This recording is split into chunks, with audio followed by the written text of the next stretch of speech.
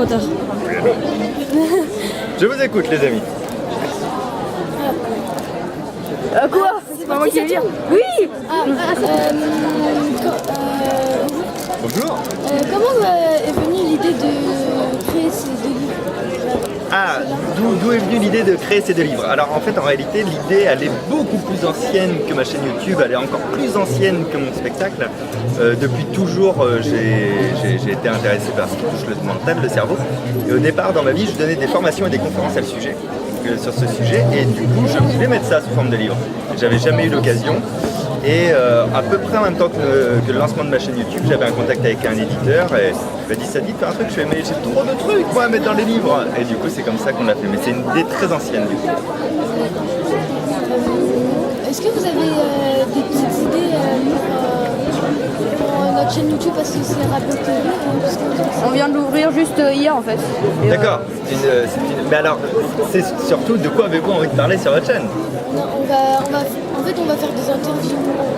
Tout ce qui est littérature, français. D'accord, c'est plutôt orienté littérature, très cool.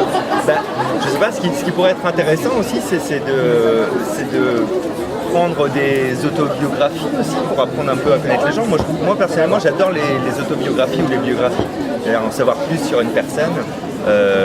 Même des choses improbables. J'ai lu la biographie d'Elie Semoun l'autre jour, c'est Elie, l'humoriste. Ben, c'était hyper intéressant de savoir pareil comment il était devenu humoriste, ceci, cela. Donc ça peut être bien aussi de faire soit des biographies, soit la genèse des livres. C'est-à-dire pourquoi un tel a écrit tel roman, pourquoi il a eu envie de faire ci, de faire ça. Vous pouvez très bien commenter ça pourrait être hyper intéressant. Moi je serais fan, je regarderais. D'accord. Dans votre livre, du coup, vous avez regroupé plein de petites astuces. Quelle est celle que vous pratiquez le plus souvent ou alors que vous préférez? Celle que je pratique le plus souvent, c'est le palais mental parce que je m'en sers énormément, oui. Exercice de mémoire.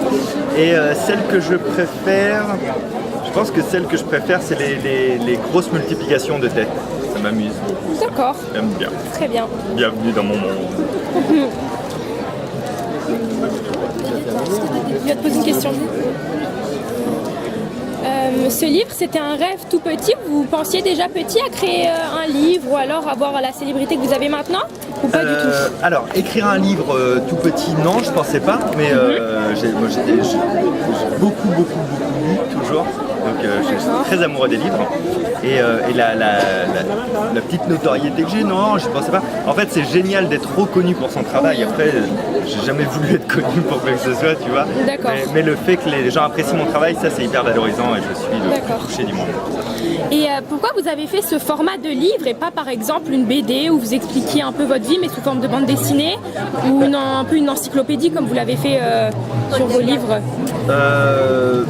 Ce forme de BD, non, ça c'est pas grand chose. En fait, pour commencer, ceux-là, tels qu'ils sont aujourd'hui, j'avais vraiment envie de les faire, tu vois, de les écrire comme ça. Oui.